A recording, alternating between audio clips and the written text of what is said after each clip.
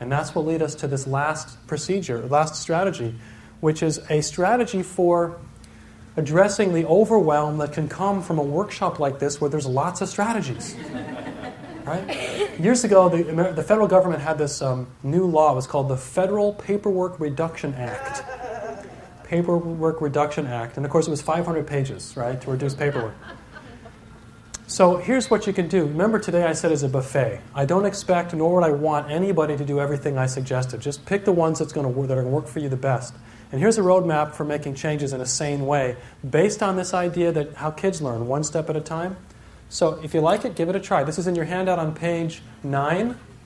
List all the changes you want to make on one document, in your computer, on a piece of paper. Not just from today, but every change you want to make as a teacher, put them in one place. That way, whenever you think of a new idea, you go to your document, you put it in there.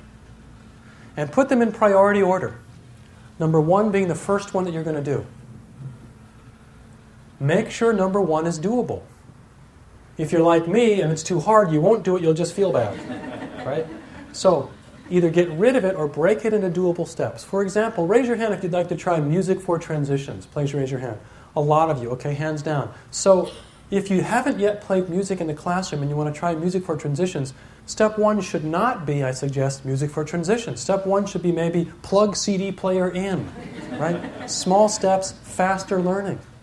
You're trying to get across the river and you have a rock here and a rock there, you have to go very carefully. If you have a bunch of rocks, you can scramble across fast. Small steps. Step 3 might be put music on in the classroom while kids are present.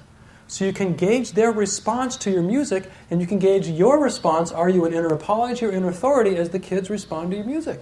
Step 7 might be music for transitions. Smaller steps, faster learning for kids and for us. Once you've got your list, and they're in sequence, and number 1 is doable, and they're in order, then implement number 1 only. One step at a time. Much easier than throwing darts at the board and seeing what sticks. And if you're a secondary teacher, start with your favorite class. You know who they are. You certainly know who they're not. Right? If you're elementary, you do it only on Fridays or when the social studies lesson or when the science kids rotate to your classroom. Let's be scientists and build in controlled experiments to build in success. Where we are in most inner authority is where we want to try the new stuff. Learn the language, see how the kids respond in a laboratory environment. Once it's solid, spread it everywhere. Once it's everywhere and it's solid and it's who we are as a teacher, we go back to our list, there's a new number 1, and we do the process again. With this roadmap, you never implement number 2. It either becomes number 1 or you don't do it. One step at a time, but my suggestion is step by step with practice like this, you'll go much faster than most. You'll be in 6 weeks, you do one key change every 6 weeks. In 2 years, you've recreated yourself as a teacher. Which is great, except of course new teachers we know are doing more than one change every 6 weeks. They're doing one change every 4 minutes, but that's a whole other story. So take it with a grain of salt. But it really does, it's a nice roadmap. So here's my profound pithy comment. 2 things, because a lot of you are new teachers. Being a new teacher is like trying to fly an airplane while building it. You have to keep it aloft at all costs. The kids come in every day, what are we doing, what are we doing? There's constant generation of stuff to do, and you've got to learn the craft as you go. It is very, very challenging. It is very challenging.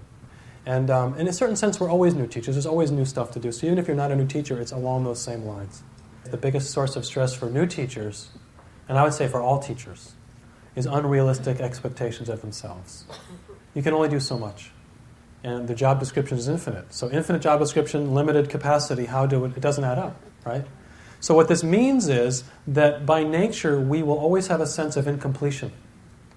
So if you go to sleep at night with this feeling of incompletion, then you're right on track. And the truth is, it even continues after June when the kids have left and it's summertime. You're already thinking, how can I do it different? It's constant. It's the nature of the business.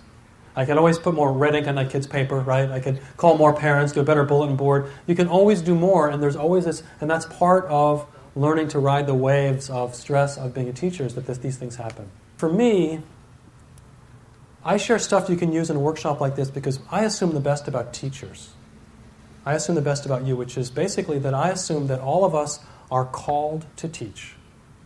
Yeah, there was an opening. My cousin called me. There was what? It was called. It's a calling.